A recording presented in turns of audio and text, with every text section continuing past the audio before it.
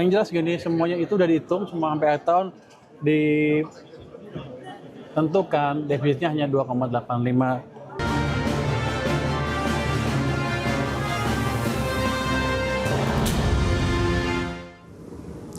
Ya, pemerintah memproyeksikan defisit APBN di tahun 2026 ini meningkat menjadi setara 2,85% terhadap produk domestik bruto. Menteri Keuangan menjelaskan kenaikan angka defisit masih dapat ditekan dengan mendorong penerimaan negara yang lebih baik hingga akhir tahun ini. Menteri Keuangan Purbaya Yudi Sadewa memproyeksikan defisit anggaran pendapatan dan belanja negara tahun 2026 meningkat menjadi 734,3 triliun rupiah atau setara 2,85% terhadap PDB. Angka tersebut lebih tinggi dibandingkan dengan target awal yang telah disepakati bersama DPR yakni 689,1 triliun rupiah atau 2,68% dari PDB. Defisit yang bertambah 45,2 triliun tersebut berasal dari proyeksi pendapatan negara sebesar 3.208,1 triliun rupiah dan belanja negara mencapai 3.942,4 triliun rupiah. Dibandingkan dengan target awal, pendapatan negara diperkirakan meningkat 54,5 triliun rupiah. Sementara belanja negara naik lebih besar, yakni 99,7 triliun rupiah. Menteri Keuangan Purbaya Yudi Sadewa menegaskan pemerintah tetap menjaga defisit APBN dalam batas aman guna mempertahankan kredibilitas fiskal sekaligus mendukung pertumbuhan ekonomi Indonesia.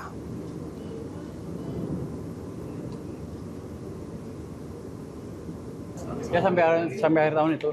Yang jelas gini, semuanya itu udah dihitung, semua sampai akhir tahun ditentukan defisitnya hanya 2,85 dengan kondisi seperti sekarang. Tapi nanti kalau harga minyak dunia turun lebih sedikit, terus juga nanti saya berhasil lebih bagus memperbaiki pajak dan bea cukai, dan ekonomi membaik sesuai dengan prediksi kita, ada kemungkinan besar pendapatan pajak kita akan meningkat dan Ya, pemirsa, untuk membahas tema kita kali ini, belanja negara membengkak, defisit APBN 2026 melebar 2,85% PDB. Sudah tersambung melalui Zoom bersama dengan Ibu Hardini Puspasari. Beliau adalah Ketua Komite Tetap Perencanaan Infrastruktur dan Pembiayaan Pembangunan Kadin Indonesia. Kemudian juga ada Bapak Ahmad Nur Hidayat, Ekonom UPN Veteran Jakarta. Langsung saja kita sapa. Halo, Bu Hardini, apa kabar? Halo Mas Pras, kabarnya alhamdulillah baik. Halo Pak Ahmad, sehat selalu. Iya Bu, kabar baik. Baik, terima kasih atas waktu yang Pras, sehat ya. Siap Pak Ahmad, terima kasih juga atas waktu yang disempatkan. Tadi sudah disampaikan begitu ya informasi menarik. Sebelum membahas lebih jauh ini, Pak Ahmad mungkin bisa menjelaskan terlebih dahulu ya terkait dengan pemerintah yang memproyeksikan APBN tahun ini defisit sekitar 2,68%. Sebelumnya sekarang menjadi 2,85% dari PDB ini Pak Ahmad. Silakan. Iya, kalau kita lihat pelebaran defisit APBN ini ya, ini sebetulnya sinyal bahwa APBN kita itu sebetulnya sedang bekerja lebih keras ya, Pras ya. Tetapi ini belum tentu bekerjanya lebih efektif ya. Jadi apakah persoalannya adalah apakah defisit yang sebetulnya tetap di batas bawah 3%, batas aman begitu ya. Ini menghasilkan pertumbuhan yang berkualitas. Ini pertanyaan strategiknya ya, apakah kemudian pelebaran defisit ini sekitar tambahan 140 triliun yang Pras tadi sampaikan itu memperkuat daya beli atau tidak? Ada lapangan pekerjaan yang tersedia atau tidak? Apakah juga mendorong industri manufaktur kita untuk survive lebih dalam lagi, lebih kuat lagi? Ya saya kira ukurannya berkualitas itu kata kuncinya. Kalau belanjanya membesar tapi kemudian katakanlah kelas menengah yang mayoritas merasa tertekan, manufakturnya tidak pulih ya, apalagi penerimaan pajaknya tetap lemah. Saya kira masalahnya itu bukan lagi kepada besaran belanja tetapi kualitas belanja yang perlu ditingkatkan, Pras. Nah dari pelaku usaha, Bu Hardini, Kadin melihat bagaimana dengan pelebaran defisit APBN kita begitu? Apakah memang ini menjadi sinyal bahwa ya aktivitas belanja diharapkan bisa mendorong perekonomian, atau dari Kadin sendiri melihat justru mungkin perlu ada ya stimulus lagi mungkin yang perlu diberikan untuk dunia usaha sehingga mendorong roda perekonomian lagi, penciptaan lapangan kerja seperti yang Pak Ahmad Nur Hidayat sampaikan tadi? Jadi kalau kita lihat nih ya Mas Pras, manuver fiskal pemerintah ini memang masih ada, tapi sekarang ini semakin terbatas. Dengan punya defisit APBN ini telah diperlebar menjadi 2,85% terhadap PDB. Ini pemerintah hanya memiliki selisih 0,15 poin. Nah, apabila guncangan ekonomi global ini di semester 2 2026, ini ruang untuk melakukan stimulus fiskal tambahan yang melalui pelebaran defisit menjadi relatif sempit.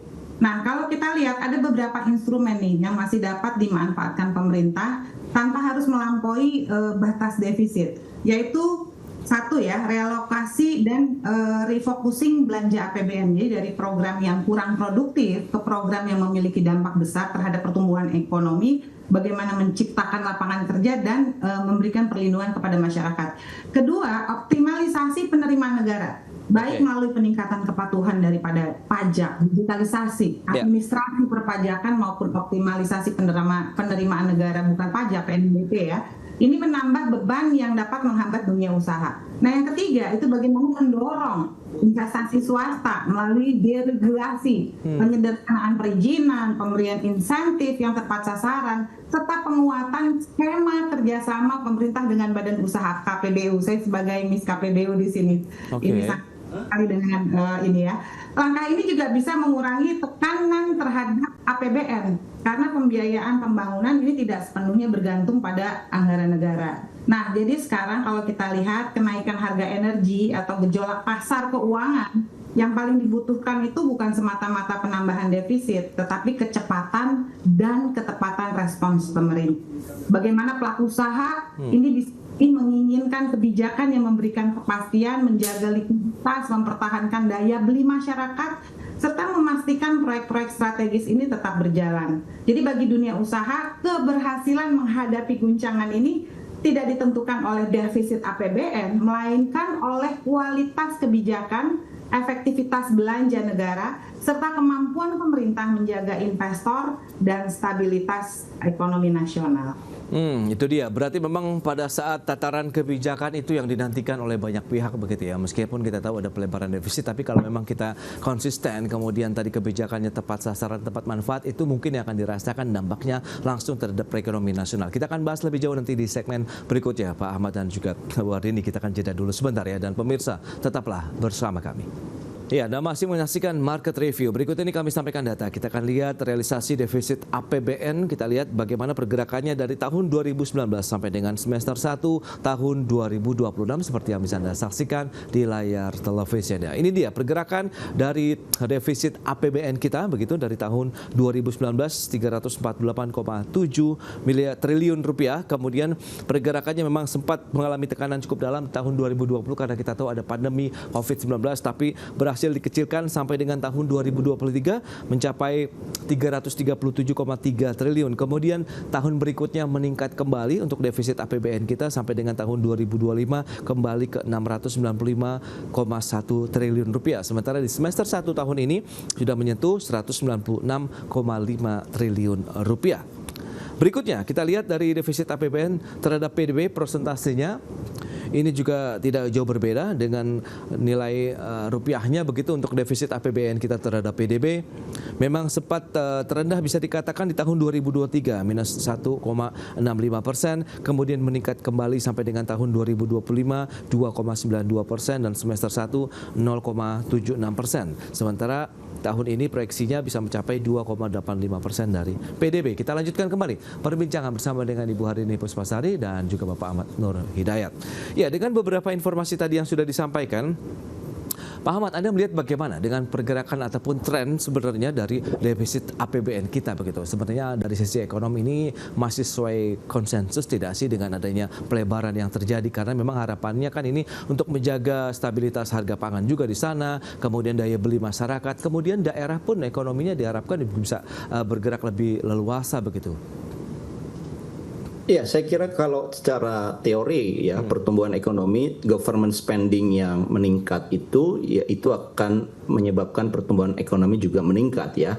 Karena Y itu adalah bagian komponen di dalamnya adalah G ya, government spending. Saya kira ini salah satu kontributor yang cukup tinggi ya di awal 2026 ini. Kalau kita lihat pertumbuhan government spending itu kan di triwulan 1 itu kan paling tinggi ya, 21,12% ya kontribusi pertumbuhannya.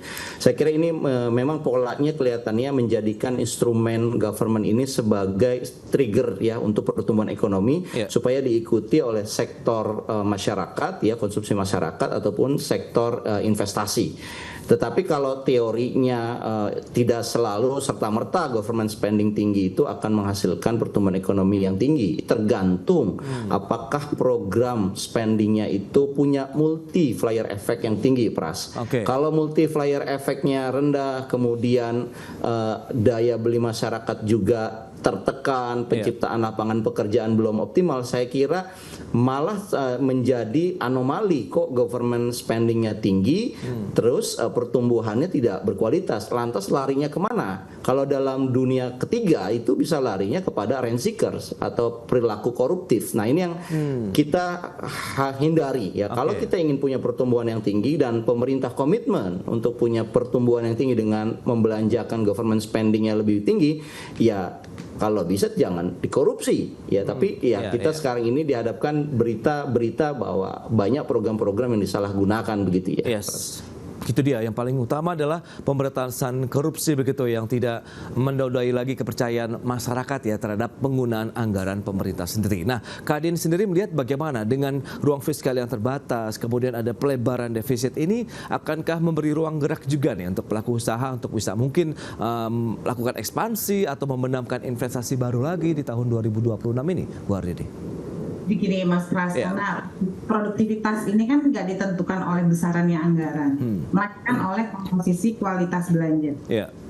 Tadi saya sepakat nih apa yang disampaikan Pak Ahmad ya terkait dengan government spend. Ini yang paling penting itu bukan how much government spend, tetapi how well government spends. Nah, ini ditambah belanja tersebut ini saat ini banyak diarahkan untuk belanja produktif seperti pembangunan infrastruktur, penguatan ketahanan pangan dan energi, pendidikan dan pelatihan vokasi, digitalisasi layanan publik, hilirisasi industri serta dukungan terhadap UMKM dan sektor manufacture. Maka belanja negara berpotensi untuk memberikan multiplier efek yang besar. Nah, dampak ini dapat berupa dari tadi peningkatan investasi, penciptaan lapangan kerja, penguatan daya beli masyarakat, dan peningkatan daya saing nasional. Nah, sebaliknya nih, apabila kenaikan belanja ini didominasi oleh belanja rutin seperti belanja administrasi, belanja operasi birokrasi atau program yang tidak memiliki dampak ekonomi langsung, maka ruang untuk mendorong pertumbuhan ekonomi menjadi lebih terbatas. Dalam kondisi ini, fiskal yang semakin ketat ini akan menambah rupiah belanja negara harus mampu menghasilkan nilai tambah yang nyata bagi perekonomian. Jadi dari Kadin sendiri nih beberapa prinsip yang perlu menjadi perhatian pemerintah. Itu satu, mengutamakan belanja yang memiliki penggandaan tinggi. Kedua, mempercepat realisasi belanja sejak awal tahun anggaran karena keterlambatan penyerapan anggaran seringkali mengurangi efektivitas stimulus ekonomi. Ketiga, meningkatkan keterlibatan dunia usaha melalui pengadaan barang dan jasa yang transparan karena penggunaan produk dalam negeri dalam juga perluasan skema kerjasama pemerintah usaha KPBU ini juga merupakan hal yang perlu diinisiasi terus berjalan. Nah, yang keempat, melakukan evaluasi berbasis hasil sehingga keberhasilan belanja tidak hanya diukur dari tingkat penyerapan anggaran, tapi juga dari dampak terhadap pertumbuhan ekonomi, penciptaan lapangan kerja, dan peningkatan investasi. Nah, bagi dunia usaha, belanja negara seharusnya berfungsi sebagai katalis yang mendorong investasi swasta, bukan menggantikannya. Dalam hal ini APBN yang sehat, karena APBN yang mampu menciptakan kepercayaan pasar, memperkuat produktivitas ekonomi, dan mobilisasi investasi baru. Oke. Nah, Pak Ahmad, dari sisi belanja negara, apa yang bisa kita cermati ataupun evaluasi kalau memang Anda katakan tadi benar-benar harus dirasakan manfaatnya, multiplier effect begitu yang diharapkan, begitu dampaknya terhadap perekonomian. Lantas bagaimana sejauh ini untuk penggunaannya, kemudian bagaimana dengan target pertumbuhan ekonomi kita begitu di tahun 2026 ini potensinya tercapai, aktivitas industrinya juga bisa bergerak dengan cukup smooth begitu, mengingat PMI manufaktur Juni juga kemarin kembali lagi kontraksi begitu, Pak Ahmad. Ya, kalau kita lihat pertumbuhan di triwulan pertama ya, kita punya pertumbuhan yang begitu menakjubkan di luar prediksi dari banyak ekonom, 5,61%. Saya kira kita sedang menunggu pengumuman bagaimana di triwulan kedua ya. Apakah kita bisa sebagus triwulan pertama ya, yang membuat kejutan lagi dari banyak ekonom begitu ya. Pertumbuhannya jauh melampaui apa yang diperkirakan orang, sekitar 5%. Saya kira ini yang sedang kita tunggu ya. Tetapi kalau kita lihat setidaknya kita menyaksikan memang banyak pertumbuhan, banyak program-program pemerintah yang memang sedang dikebut nih, Pras. Bahkan tadi Bu Hardini mengatakan dari semester 1 di awal-awal Januari itu sudah dikebut. Dan saya kira ini salah satu hal yang baik ya, dalam arti bottleneck ya, government spending itu biasanya kan munculnya di semester 2, 3 atau 4 ya, kadang-kadang dikebutnya. Tapi saat ini udah relatif sudah lebih merata, harapannya pertumbuhan ekonomi itu cepat menyebar ya dari pusat sampai ke daerah. Tetapi kalau kita lihat, Pras, ada 4 catatan saya ya terhadap bagaimana belanja ini bisa berkualitas. Yang pertama, saya kira kita perlu mempercepat belanja yang sifatnya adalah menyerap banyak produk dalam negeri. Ya, produk-produk TKDN ini perlu kita galakan. Jangan belinya barang-barang impor lagi. Ini menjadi problem. Yang kedua, belanja yang berkualitas itu harus memberikan insentif kepada industri padat karya kita. Ini banyak industri kita yang terutama yang padat karya ini dalam sekarang ini levelnya adalah level survival mode. PMI, Purchasing Manager Index kita sekarang ini di bawah 50. Angkanya angka kontraksi betulnya. Yang ketiga, saya kira bagaimana belanja ini bisa menahan ya daya beli masyarakat, bahkan kalau bisa meningkatkan daya beli masyarakat. Jadi beban-beban masyarakat berupa kenaikan tarif, pajak dan sebagainya, harga energi termasuk, ini kalau bisa dipertahankan dengan menggunakan belanja negara. Dan yang terakhir, belanja yang berkualitas itu adalah harus memastikan kredit produktif yang UMKM terima ataupun yang manufaktur terima itu tidak tersendat ya, sesuai dengan rencana awalnya begitu.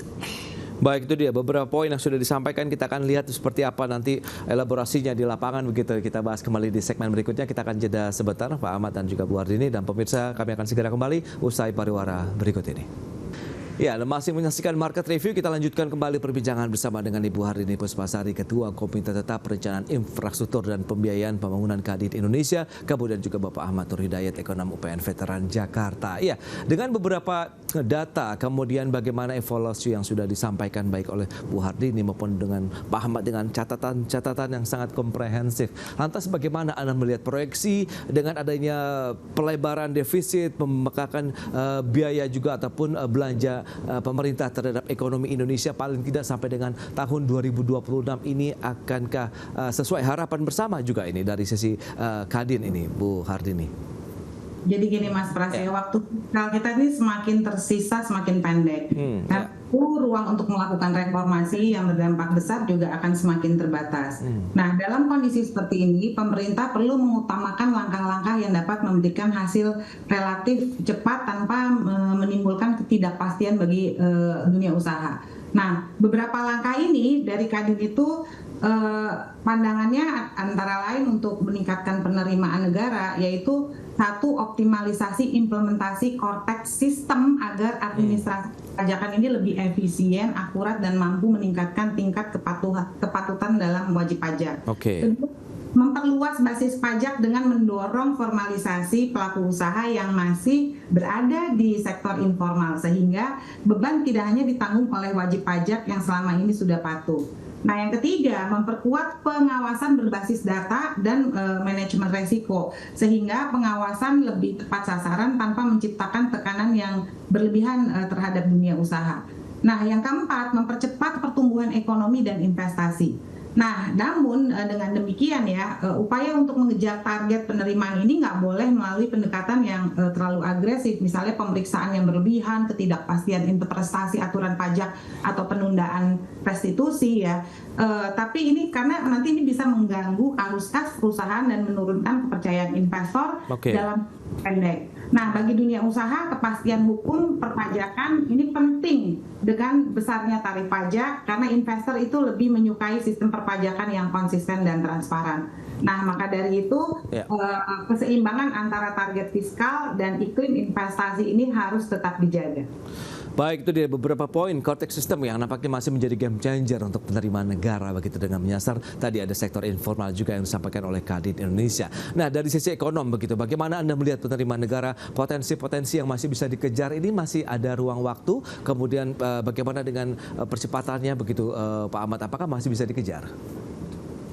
Ya, saya kira kita harus mengejar ya penerimaan negara yang bersumber dari dalam negeri sendiri. Ingat, defisit atau pembesaran belanja pemerintah itu tidak boleh dibiayai dari hutang.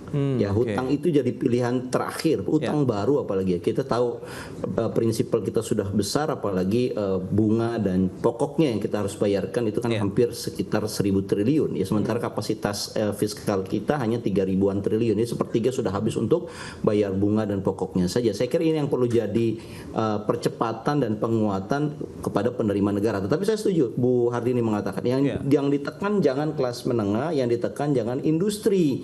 Kalau industri dikejar-kejar lagi ya untuk bayar ya kepatuhannya ditagih-tagih lagi, saya kira ini akan membuat yang namanya set effect ya atau counter cyclical ya terhadap pertumbuhan ekonomi. Yang harus kita lakukan adalah mengenerate penerimaan negara, misalkan penerimaan sifatnya non pajak, Pras. Dividen BUMN ya, dividen BUMN bukan lagi masuk APBN memang, tetapi kalau APBN-nya kuat ya tentunya bisa berkontribusi kepada penerimaan pajak dari sisi yang lain, PPN dan sebagainya. Dan yang terakhir saya kira kita perlu ya menutupi kebocoran dari belanja kita ini. Belanja yang menggunakan sistem manual ini harus mudah menggunakan e-procurement ya, penyerapan anggaran yang populis perlu dilakukan audit ya yang sebesar-besaran supaya kualitas belanjanya tetap dipertahankan. Baik, terakhir Bu Hardini, optimisme Anda terhadap perekonomian nasional kita begitu, meskipun kita tahu belanja negaranya mengalami pembengkakan, defisit melebar, tapi kan tentu ada optimisme yang harus kita gaungkan juga, dan bagaimana dunia usaha juga bisa ikut menjaga ekonomi nasional.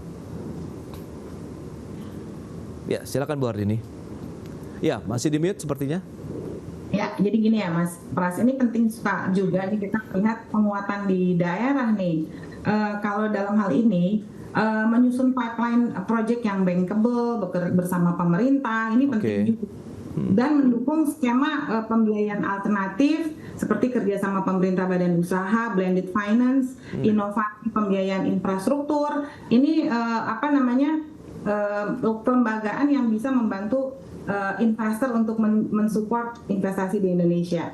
Nah, jembatan antara pemerintah daerah dan investor, baik investor domestik dan internasional, juga memberikan masukan terhadap prioritas infrastruktur nih, agar pembangunan ini benar-benar mendukung pertumbuhan ekonomi daerah seperti kawasan industri, sentra pertanian, pelabuhan, logistik, irigasi infrastruktur, dan digitalisasi dan konektivitas. Nah, Kadin ini bahwa paradigma pembangunan daerah, pembangunan ini bergeser dari government spending-led development menuju investment-led development. Artinya APBD kita harus berfungsi sebagai katalis yang menarik masuknya investasi. Karena dalam hal ini Kadin mendorong agar pemerintah pusat dan pemerintah daerah membangun mekanisme konsultasi yang lebih terstruktur daerah untuk perencanaan pembangunan dan pembiayaan infrastruktur.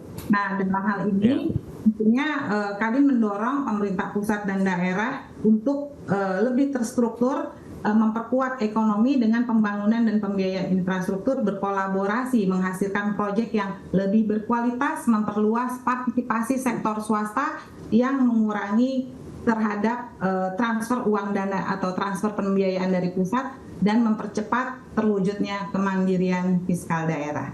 Baik, itu dia beberapa rekomendasi dan juga optimisme yang masih terus dibangun. Perlunya memang lagi-lagi kerjasama, kolaborasi, integrasi yang kuat begitu antara pemerintah pusat, daerah dan juga pelaku usaha maupun juga perusahaan-perusahaan plat merah begitu, sehingga semuanya saling bahu-membahu untuk menjaga perekonomian yang tentunya akan mendukung lagi aktivitas dan mungkin penciptaan lapangan kerja yang luas bagi masyarakat di tanah air. Baik, Bu Harini, kemudian Pak Ahmad, terima kasih banyak atas informasi, update dan juga insight yang sudah diberikan kepada pemirsa pada hari ini. Selamat melanjutkan aktivitas Anda kembali, salam sehat, sampai berjumpa kembali Bu Harini, Pak Ahmad.